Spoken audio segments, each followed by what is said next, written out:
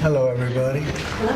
So we have a very special group of wounded veterans who are amazing. I've actually visited many of them in the hospital, and they came out better than me. They came out looking good. If I had that look, I would have been president 20 years ago. I wouldn't have had to wait so long. You look great, fellas. But we have many of them. I didn't even realize it at the time, but I visited many of you in the hospital. They did an incredible job. The doctors are absolutely unbelievable, the job they do. So we were having a little meeting, and at the same time, we're signing some very important legislation, what will become legislation. And right now, it's an executive order, and having to do mostly with education. And we have our Secretary of Education, Linda McMahon, who's been so incredible over the last few weeks. I've been watching her on television. I'd like to tell her she could do better, but she can't. She can't do any better. So I want to thank you, Linda. Fantastic. And we also have Commerce, and we have Labor with us today. And you have been, thank you very much. And Howard, thank you very much. And we'll take some questions after we're finished. Maybe I'll ask Will to step forward, and you can go through some of these. Yes, Also, sir. Lindsay, you'll work with Will, two very talented lawyers, as you all know by now. Thank you, Mr. President. And we'll go through, and Linda, why don't you come over here? In fact, why don't the three of you come over here? We also have a special guest with us today, sir. Oh, that's right. Annette Albright. Where is Annette? Annette Albright. Charlotte Mecklenburg, school teacher. Very special one. Thank you very much. Thank you. It's a great honor to have you. Got all sorts of awards for talent. That's good. Thank you very much for being with us. Appreciate it. Thank you. Okay, please. Sir, the first executive order we have prepared for your attention, there are currently laws on the books requiring certain disclosures of universities when they accept large foreign gifts. We believe that certain universities, including, for example, Harvard, have routinely violated this law, and this law has not been effectively enforced. So this executive order charges your departments and agencies with enforcing the laws on the books with respect to foreign gifts to American universities. Okay, thank you. Thank you very much. We'll put it right here. Next for you, sir, university accreditation is currently a process controlled by a number of third-party organizations. That's by statute, by law. Many of those third-party accreditors have relied on sort of woke ideology to accredit universities instead of accrediting based on merit and performance. This executive order affects a number of changes to the university accreditation process, also applies to law schools and other sort of graduate programs. But the basic idea is to force accreditation to be focused on the merit and the actual results that these universities are providing, as opposed to how woke these universities have gotten.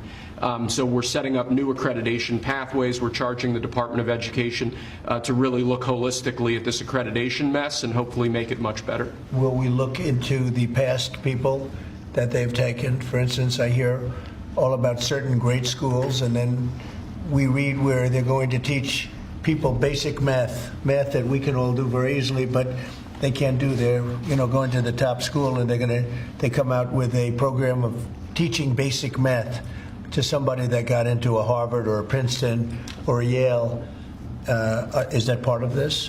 When universities are not performing appropriately, whether that's in admissions or whether that's in their actual instructional activities, that's certainly something that accreditors should be considering, that right now we believe they're not doing a good enough job of, and I think Secretary McMahon could probably speak to that better than I could. So they're allowing people into school that can't do math, and yet kids who've worked really hard and number one in their class in a high school someplace in New Jersey or in Mississippi, they can't get into the best schools. What is that all about? Yeah, and I think that gets to your policy, sir, of meritocracy, that we should be looking at those who have real merit to get in, and we have to look harder at those universities that aren't enforcing that. Okay, thank you. And this pretty much does it, right? Yes, sir. Thank you.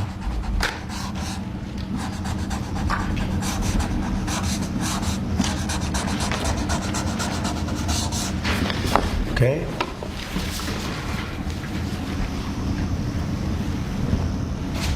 you.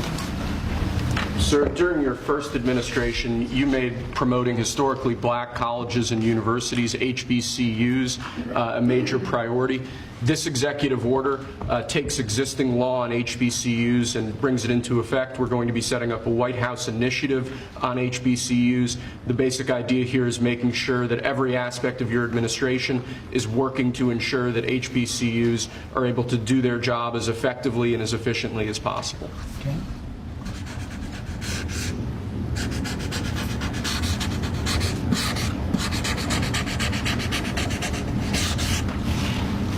Okay. All right. This next executive order relates to artificial intelligence education, sir. You've obviously done a lot in the artificial intelligence space already. The basic idea of this executive order is to ensure that we properly train the workforce of the future by ensuring that school children, young Americans are adequately trained in AI tools so that they can be competitive in the economy years from now into the future as AI becomes a bigger and bigger deal. That's a big deal because AI is where it seems to be at. We have literally trillions of dollars being invested in AI. And somebody today, a very smart person, said that AI is the way to the future. I don't know if that's right or not, but certainly very smart people are investing in it heavily.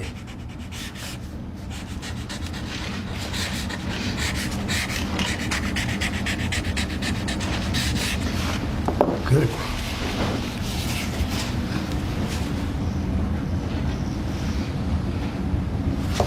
Okay. Next, sir, we have an executive order on workforce development. This executive order is going to charge numerous departments and agencies within the government to reshape the way that we do workforce development. One example from the executive order, for instance, we're looking to get the total number of apprenticeships, new apprenticeships, up to 1 million in the country to ensure that in critical jobs areas, in areas where we currently don't have enough trained workers, that we're recreating that pipeline to ensure that, particularly as we onshore industrial jobs and new industries, that those industries have the workforce they need to be competitive globally. Right. Very important. And this is the EO that we're all here working together. And in a way, this is like a training center, right, for what we're trying to do, which is jobs at great salaries. These are great salaries, too. Right, it's exactly, so all those factories that you're bringing in because of your trade policy, we're going to train people in trade craft, bring back trade craft to America so that people can work in these factories with great paying jobs, and we're going to train them, and we're going to remake the American dream for all these people. We're working together. That's right. Right, Lori? Absolutely. This plays right into America at Work Tour, which I have kicked off. We will work with our state partners and work with our businesses to see exactly who they need in that workforce, and we will skill and upskill these apprentices so they can get right to work and get in the field and build back this economy for exactly living the American dream. Good, Lori. Yeah. Thank you, sir. Thank you, Mr. President. Next, sir, we have an executive order on school discipline policies. Under, I believe it was the Biden administration, first Obama and then Biden, the Department of Justice issued guidance that made it almost impossible for schools to enforce adequate disciplinary policies. This created issues in the classroom for teachers and students alike. Basically, they focused on CRT and sort of diversity ideology instead of actually just enforcing the rules in classrooms to ensure a safe learning environment. This executive order revokes that prior guidance and puts us back in a place where hopefully the Department of Education can focus on education and teachers can focus on teaching in a safe environment. And this was important for you, Linda, as I understand it. Yeah, absolutely, because it gives teachers the authority now to have discipline in their classroom and discipline the person who is being disruptive. Great. We took that away.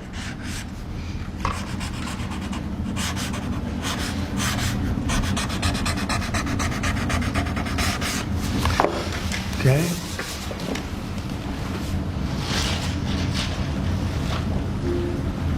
Nice. Cool. Here, Linda, you should hold that. Lastly, sir, we have an executive order on disparate impact theory. This is a theory that underlies a lot of the modern DEI and CRT-driven diversity culture. The basic idea here is instructing your departments and agencies to no longer rely on disparate impact theory as they're regulating, as they're issuing guidance, as they're making rules.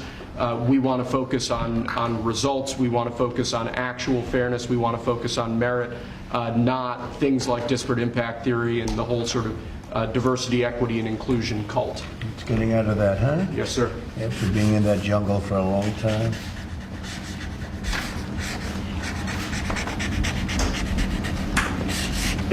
Okay.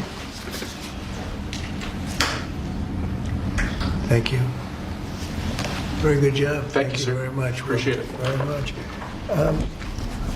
Would you like to introduce again Annette, and perhaps Annette wants to say something having to do with that? To Annette ask is her. right here. Yes, Annette. Yes, please come over. Would you like to have some comments to make? I know you're a former Charlotte Mecklenburg school teacher. I'm a North Carolina girl, so Yes, it's nice New to Bern. see you. Yes, from Yes. New Bern. Yes.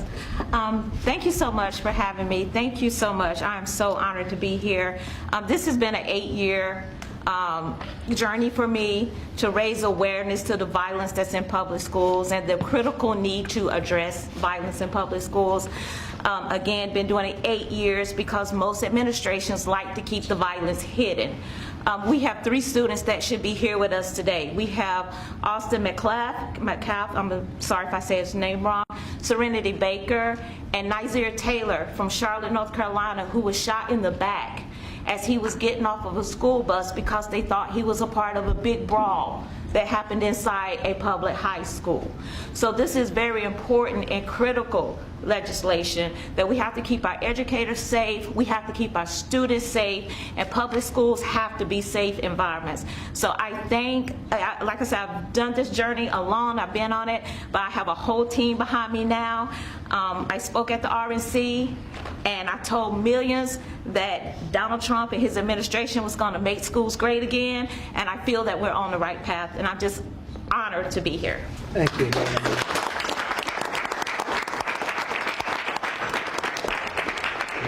Just to our great vets that are with us, and is it okay if I give her one? What do you think? Thank you. very much, Thank you so darling. much. I Thank you appreciate it. very Thank you. much. Thank you. What an honor. Great job. Could I ask Sarah to speak, Gerardo? Yes, sir. Thank you. Tell us a little bit about these great gentlemen. These heroes, Mr. President, are extraordinary. This is my husband, Michael, and so many of our dear, dear friends who are here today. Right. Many of them have met you, sir, in your first administration in the hospital, many times at Walter Reed. Right. And they've had long recoveries. Tomorrow, for my husband, marks 15 years since he was wounded in Afghanistan. Wow.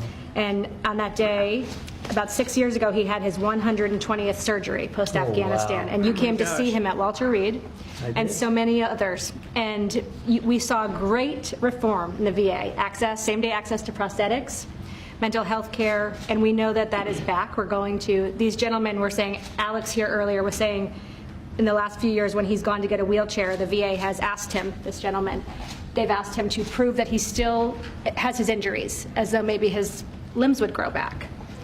And they unfortunately did not. Yes, and we've seen that many times. And so we're excited for you bringing back the VA accountability, Mission Act, community care, that were the hallmark of your first term. And we're so excited, sir, to be here. We're honored to be here. And thank you for all you do for our nation's heroes. Thank you. Who's that picture on there? That is Joe Biden, and it says, "Let's go, Brandon." I'm saying, what was that picture? That's great. I told him he wasn't allowed to ask That's you to good. sign it. That's very good. Well, thank you all very much. Would you like to say anything, fellas? There's a big chance you have a lot of good people watching that believe in you. They happen to be the media, but they believe very much in you, like I do. Anybody? Mr. President, we're very happy with the energy that this administration is bringing, and it's an administration that does what it promises, and so we're behind you. We believe in you, and I think we all love you. We got to speak for everybody. Thank you very much. And I'm going to get you a better hat. Say I have better hats. That's a good one. That was the original. It was. That means he was there, I've right? been wearing it before it was cool. That's right. That's an early one. We'll save that one, though, right? Yes, Mr. President. Thank you. Anybody, please? Well, I'd like to say, okay. Oh, I was just going to say thank you for loving America, sir. Thank you very much. Thank you so much. Very nice. Thank you very much. True. Thank you. Sir Bennett just spoke, saved Michael Broder's life. And of course, he goes immediately to say thank you, as he was the one that saved Michael Brado, put him on the helicopter, and got him off the combat zone. Wow. So the selflessness of these men is unspeakable. That's great to hear. Yeah, he's alive because of that man right here. That's very good.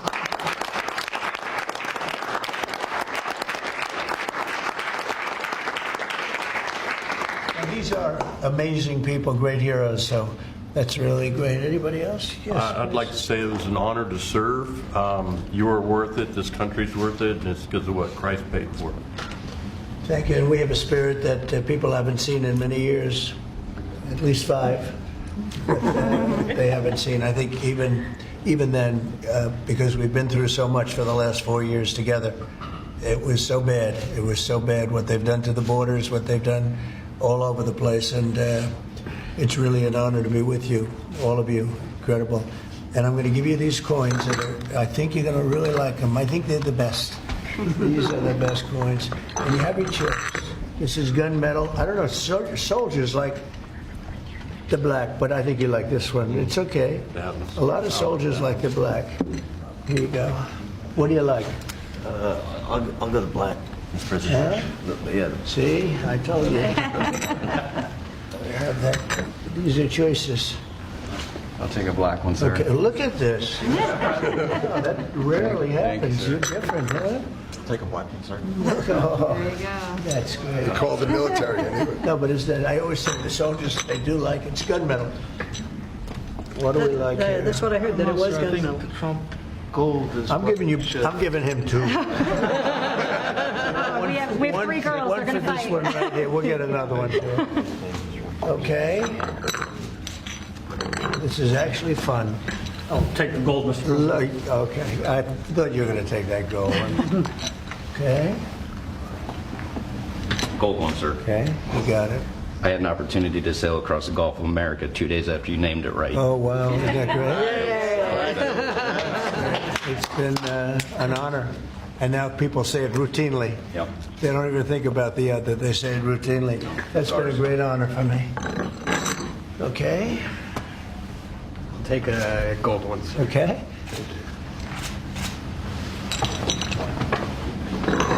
Almost even. I think gold has an edge. I would love a gold one, You sir. got it? Thank you so much. Thank The you. gold, it picked up at the end, right? So you all okay? That's good. So I want to thank you very much, and especially, that's a great story. Yeah? Sir. So what do you think of a guy like that? Pretty good. Oh, we actually, him and him, we all served together. Wow. And Jared over there. So you And guys, I forgot. so you guys got hit, huh? Pretty good. You got hit. Pretty good. Amazing, We're amazing. in a pretty tough area in Kandahar, in the Arghandab River Valley, right Right, it's outside tough. Kandahar. Their unit had a more than 50% Purple Heart rate, sir, Wow. in 2010. You deserve it. You deserve that and more. We appreciate it so much. Brave, really brave, brilliant people. Thank you very much. Do you have any questions of the guys here? I want to say President. thank you to the veterans who are here. Thank you so much for defending us. And then I wanted to ask you, Mr. President, because you said you want to bring the tariffs on China down soon.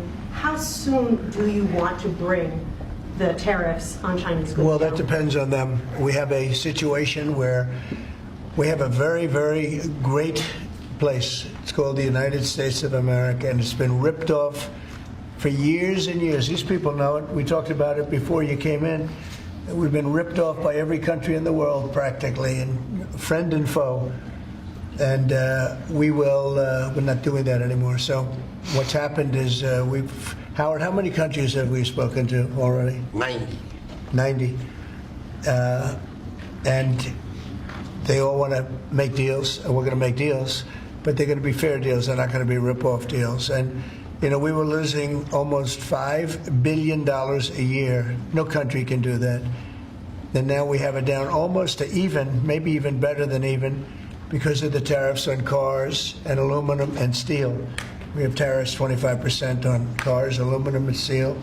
There's a rush to build new steel plants, a rush to build new aluminum plants, and a biggest rush I've ever seen, that we've ever seen, to build car plants. We have like 11 of them or something, big ones, where you guys maybe work.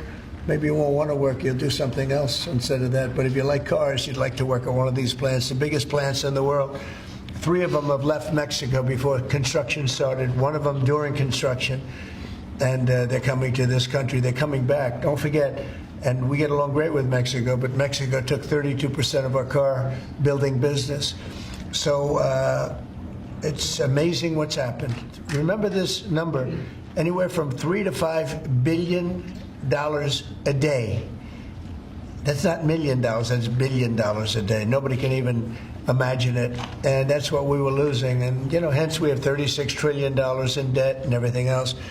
And in the end, I think what's going to happen is we're going to have great deals. And by the way, if we don't have a deal with a company or a country, we're going to set the tariff. We just set the tariff. It's something that we think that will happen, I'd say, over the next couple of weeks. Wouldn't you say? I think so. Over the next 2-3 weeks.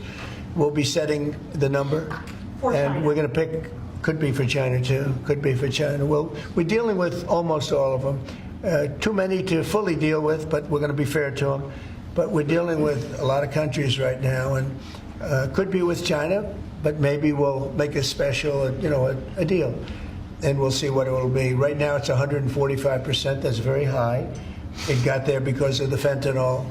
They're sending massive amounts of fentanyl into our country and killing a lot of people, probably 200,000 plus a year, wiping them out. You probably all have friends who were killed, somebody was killed in your family or your friends with fentanyl, and somehow it's made almost exclusively in China. And as you know, we essentially taxed them 10 and then another 10. We also taxed Mexico 25, and we taxed Canada 25. And that's the kind of money, that's what's pouring into our country right now. And it's gotten us down from losing $3 to $5 billion a day to actually making money, but breaking even, let's say, but we're going to make a lot of money. And that money is going to be used to reduce taxes. We're going to get big tax breaks. We're going to, there was a time, I said it this morning, I think some of you were there was a time from 1870 to 1913, it was a long time ago, we were an all-tariff nation. Foreign nations paid taxes. They paid money to us in the form of tariffs. And that was when we were the wealthiest. We were the wealthiest proportionately that we ever were. And they formed committees in 1887 in particular, but they formed committees to determine what we should do with all the money. We had so much money, you guys would have loved it. We had so much money, they didn't know what to do with it. We gave it away to different causes, and you haven't seen that too much anymore, although we give plenty away, but now we shouldn't be giving it away. We have to take care of ourselves first, right? Absolutely. But we were very wealthy, and proportionately the wealthiest we ever were. We built the Panama Canal. Jimmy Carter gave that away for $1, by the way. One of the most profitable things ever built, the Panama Canal. We gave it away for $1 to Panama. Why? I don't know. Nobody knows, but that's what we had. We had people like that sitting behind this desk. And that shouldn't have happened. Panama Canal, it was the most expensive thing ever built by our country in history. I'm talking relative dollars. We've never built anything so expensive. I think it was the equivalent of $1.7 billion. And we've never built anything like that. We built a lot of things, but never so expensive. Then we started building other things. We had a lot of money to do it, all based on foreign countries coming in and paying us tariffs. And we're doing that again, and I think we're going to make so much that we're going to be able to reduce taxes in this country by a lot. And we're also going to treat those countries very fairly. But if we don't make a deal, which is possible, we're going to just set the price. Because you remember, they have to come in, they want to come in here, and they want to do business with the United States. So we want to set a fair price, and we'll do that. We're going to be very fair, but we'll set a fair price. And then they can make a determination as to whether or not they want to do business with the United States. And I think most of them will. And I think we're going to treat them very fairly. Were you worried about what the 145% tariffs were doing to small businesses here in the U.S.? Is that why you're bringing it down? No. I haven't brought it down. I haven't brought it still 145. I haven't brought it down. I said it's a high tariff. It is a high tariff, but I haven't brought it down. It basically means China's not doing any business with us, essentially, because it's a very high number. So when you add that to the price of a product, a lot of those products aren't going to sell. But China's not doing any business. They were doing $1.1 trillion. Think of that, $1.1 trillion. You know what that is? And it was just very unfair to us. And we were doing relatively very little with them. It was very one-sided. But we get along. I get along very well with President Xi, and I hope we can make a deal. Otherwise, we'll set a price, and hopefully they'll come here and they'll contribute. And if they don't, that's okay. Sir, on your trip to Rome, there's a lot of leaders attending the Pope's funeral who also said they'd like to meet with you while you're there. Do you have any meetings set up? Or you Yes, I do. I have a lot of meetings set up. I don't know if I can do it. Do you want to help me out, fellas? I've got a lot of meetings. I got every leader in the world, which tells you that we have a good product. It's called the United States of America, and it's great. And these people know about it better than anybody in this room. But we have a great place, and it should be a lot greater. And that's what we're going to do. We're going to make it greater than ever before. It's very simple. Who are you going to be meeting with, President Zelensky? Well, I have a lot of meetings set up, yeah. And are you bringing anyone with you in the U.S. delegation to the funeral, like Secretary Rubio or a former president? We have a couple of people coming. We'll announce it probably this evening or tomorrow. First Lady's going, and some people are coming with me from staff. But we'll have a number of people going. I'm sure it's going to be a beautiful ceremony. Okay? I had one on Ukraine, but I wanted to ask you one about veterans since they are here today, and thank you for your service and sacrifice. I wanted to ask you about the cuts that have been made, including with the VA. Can you assure that veterans like these men here, those that have been suffering from mental health issues or burn pits, for example, will be taken care of? Yeah, very much so. In fact, they will tell you it's been better with me than any president in history. We had a 92% approval rating, which is unheard of, up 50 points from the previous administration in my first 4 years, and we're doing better now. And in fact, now they have something to call in doctor stuff where it's really become, modernized and great. We don't have to go and travel sometimes long distances to get to a clinic or get to the VA.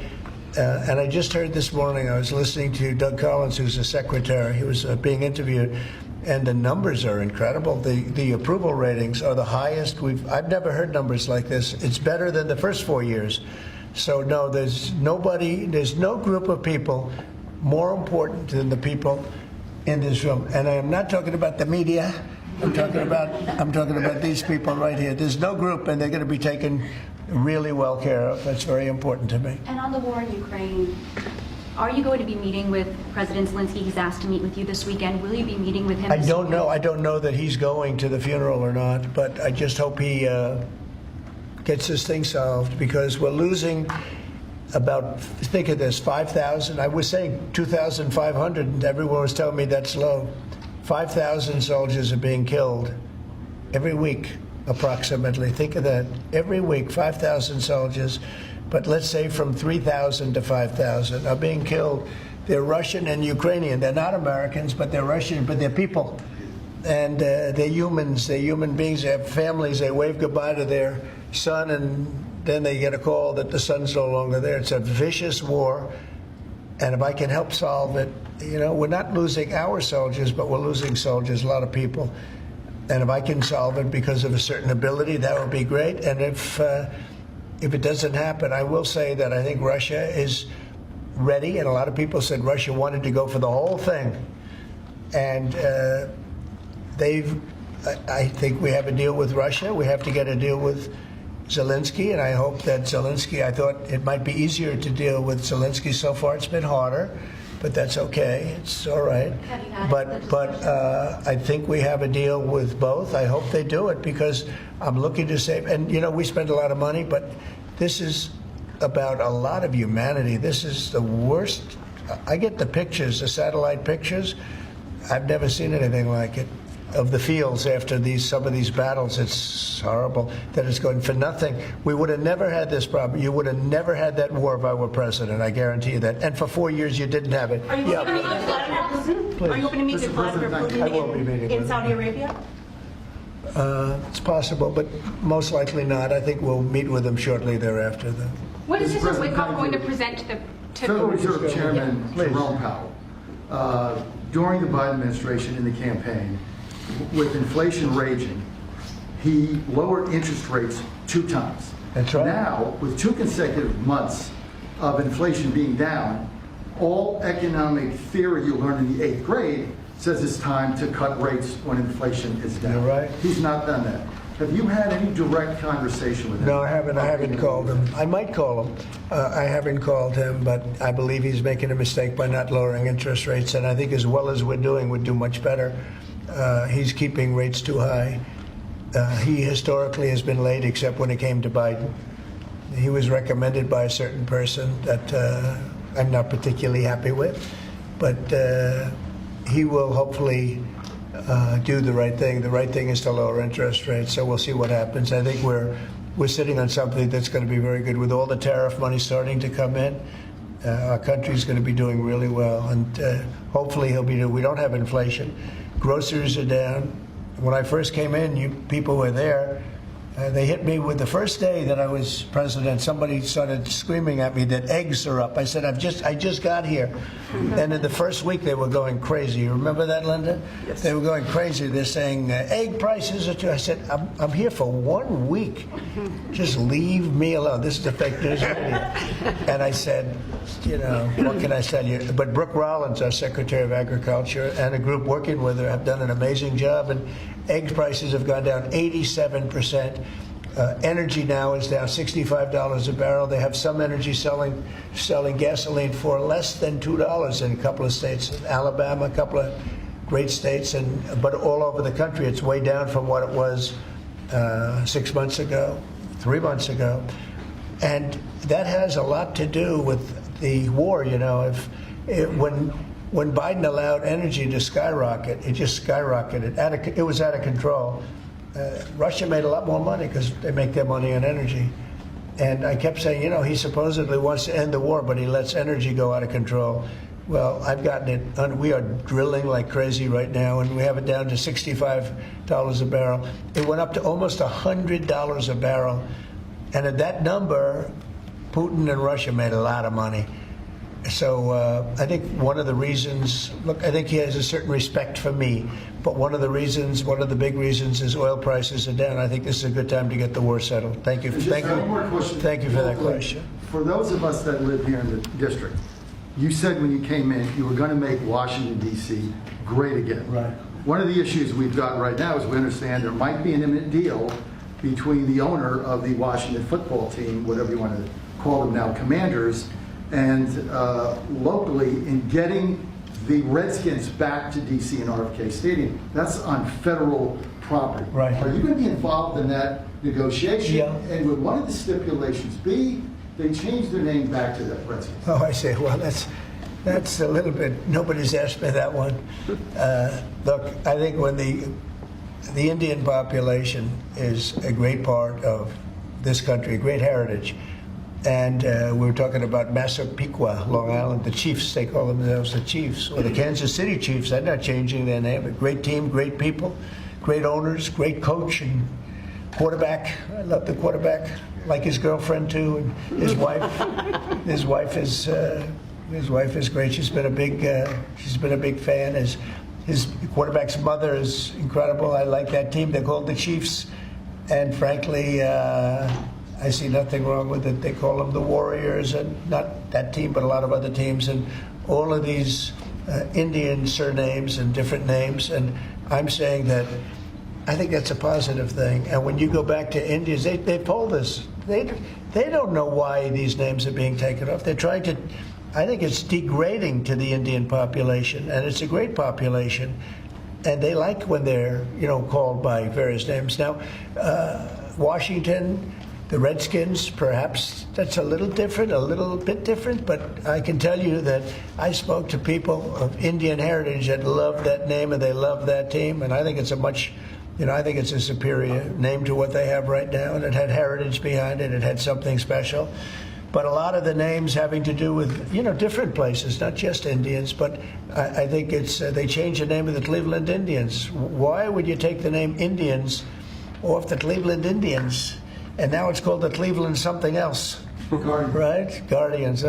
It just doesn't make sense to me. So we're about bringing common sense back to this country. And it may be popular or unpopular what I'm saying and I've just said to you. He's a nice guy. He got a lot out of me on this one, but I think most people agree with me. I think it really is demeaning to Indians. But to change the name of the Cleveland Indians as an example to the Cleveland Guardians is not the same, and I'm sure it has an impact on the team. Please. Sir, thank you, sir. Elon Musk said he'll be stepping back from his work with Doge a little bit and only dedicating maybe a day or two a week to it. How long would you like to see that continue, and how involved would you like to see him continue to be after? Well, first of all, I can't speak more highly about any individual. He's an incredible guy. He's a brilliant guy. He's a wonderful person. I've seen him with his family. I've seen him with a lot of his children. He's got a lot of children. He treats them good. He loves his children. But he's a brilliant guy, and he was a tremendous help, both in the campaign and in what he's done with Doge. And, we're talking about almost $200 billion and rising fast, because many of the things that we were looking at are now being found out to be fact. It's terrible. I mean, the fraud, the waste, the abuse, the everything that's happened is just terrible. So I also know that he was treated very unfairly by I guess you'd call it the public, by some of the public, not by all of it. I say he makes an incredible car, makes everything he does is good, but they took it out on Tesla. And I just thought it was so unfair because he's trying to help the country. But he has helped the country. I also want him to make sure that he's going to be in great shape, and I know he is. I mean, he's going to do great. He loves the country. He didn't need to do this. He did it. And I told him, I said, whenever you're ready, I'd like to keep him for a long time, but whenever you're ready, he's an exceptional guy. When you see those rockets go up and come back and land in the same gantry, nobody else can do that but this man. So he's just an incredible person, and he's a friend of mine, and he's a nice person, too. He's a very nice person. He really helped the country, saved us a lot of money. And I heard him say that he'll start easing, he was always at this time going to ease out. And when he goes back to Tesla, that'll be taken care of. It's artificial. These were sick people that thought they were doing something. He's a great patriot, and it shouldn't be the way, that should never have happened to him. And I will tell you right now, he makes a great product. He makes a great product. It's a great car. It's great everything. Starlink is great. What he does is good. He's doing medical things that are amazing. And we have to, at some point, let him go and do that. And we expected to be doing it about this time. But I'll talk to Elon about it. Thank you for the question. A second question. Yeah. Canada has an election coming up. Do you have a prediction for that, and what do you think the results of With respect to Canada? With the negotiations? Oh, I don't want to predict other nations' elections. It's tough enough doing this one. Look, I love the Canadian people. I like Canada. But it's costing us $200 billion a year to support Canada. $200 billion. And I say, why are we doing that? You know what? We can make our own cars. We have more energy than they do. We have more energy than anybody in the world. We don't need their lumber, obviously. We have more lumber. We have a lot of lumber. We have a lot of everything that they sell us. But in particular cars, they took a large percentage of the car making, and I want to bring it back to this country. I really don't want cars from Canada. So when I put tariffs on Canada, they're paying 25%, but that could go up in terms of cars. When we put tariffs on, all we're doing is we're saying we don't want your cars in all due respect. We want really to make our own cars, which is what we're doing in record numbers now. You know, we're going to be at record levels in a very near future because of all the plants, the car plants that are being built. And I'd rather see them made in Michigan and made in South Carolina and made in different states, Tennessee. We have a lot of great car-making states, and we have some that aren't car-making yet, but they will soon be car-making states. And that's what I want to see for our country. At the same time, I want to help Canada. I have spoken to the current Prime Minister. He was very, very nice, I will say. Very nice. We had a couple of very nice conversations, very good. But I don't think it's appropriate for me to get involved in their election. Mr. President, if I may, this deal that you have with Russia, does it include recognizing Russia's sovereignty over Crimea? Well, everything is good. Look, I just want to see the war end. I don't care. If they're both happy, they both sign an agreement. I have no favorites. I don't want to have any favorites. I want to have a deal done. I want to save the lives. Now, with that being said, we're spending hundreds of billions of dollars through Biden. Biden should have never let that war happen. We're spending hundreds of billions, maybe $350 billion we've given to Ukraine. And we could use that money right here. So I'd like to see that. But most importantly right now is when I see the pictures, the satellite pictures of the battlefield, if I can stop that because of an ability I have to do things, I want to see if I can do that. Yeah. Mr. President, on tariffs, you just mentioned that 25% could go up on cars in terms of Canada. Does that mean that you're considering changes to the auto tariffs and auto parts? No, we're not considering it now, but at some point it could go up, yeah, because, again, we don't really want Canada to make cars for us, to put it bluntly. We want to make our own cars, and we're now equipped to do that. They took a lot of our car business. Mexico, too, took a lot of our car business. We want to make the cars here. I'm running this country. I'm not running Canada. And that's why I asked Trudeau, who I call Governor Trudeau affectionately, but I asked him, why are we spending $200 billion to support Canada, to subsidize Canada? And he was unable to answer the question. I mean, why are we doing that? And I have to be honest, as a state, it works great. As a nation, considering the fact that most of the nation, 95% of Canada, what they do is they buy from us, and they sell to us. They sell to us. If we didn't buy their oil, if we didn't buy their, and we don't need their oil. We have more oil than anyone, but we don't need their oil. We don't need their lumber. We don't need their cars. We don't need anything. So I said, why are we doing this? Why are we spending $200 billion? It doesn't make sense. If we needed something, that would be a different subject. So I'm working well with Canada. We're doing very well. We're working on a deal. We'll see what happens. But again, why, representing this country, why are we spending $200 billion to support and subsidize another country?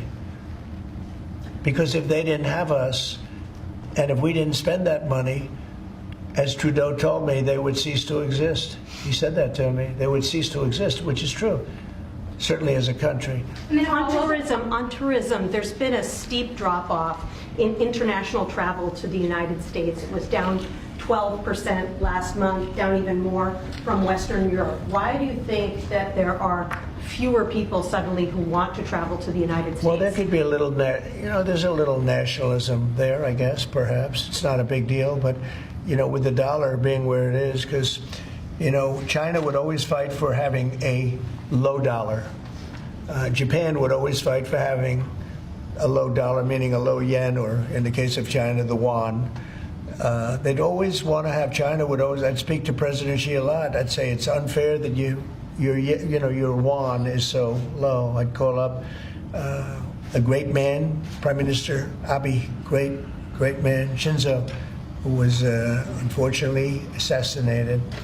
And I used to tell you, he was a good friend of mine. I used to say, Shinzo, you can't let your yen go down. It makes it very hard for us to sell tractors. It makes it very hard to us to get tourism.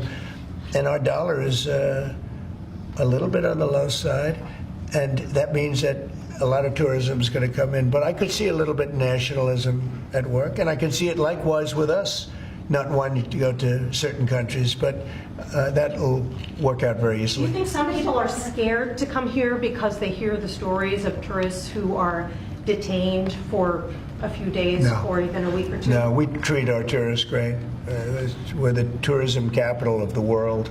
There's no place like this. And there may be a little bit of nationalism, but I doubt it. I actually doubt it, yeah. Mr. President, has there been any direct contact between the U.S. and China on trade at all?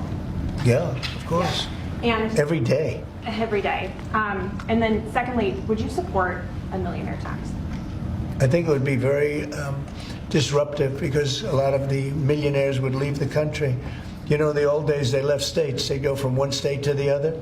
Now with transportation so quick and so easy, they leave countries. You'll lose a lot of money if you do that. That would, and other countries that have done it have lost a lot of people. They lose their wealthy people. That would be bad because the wealthy people pay the tax.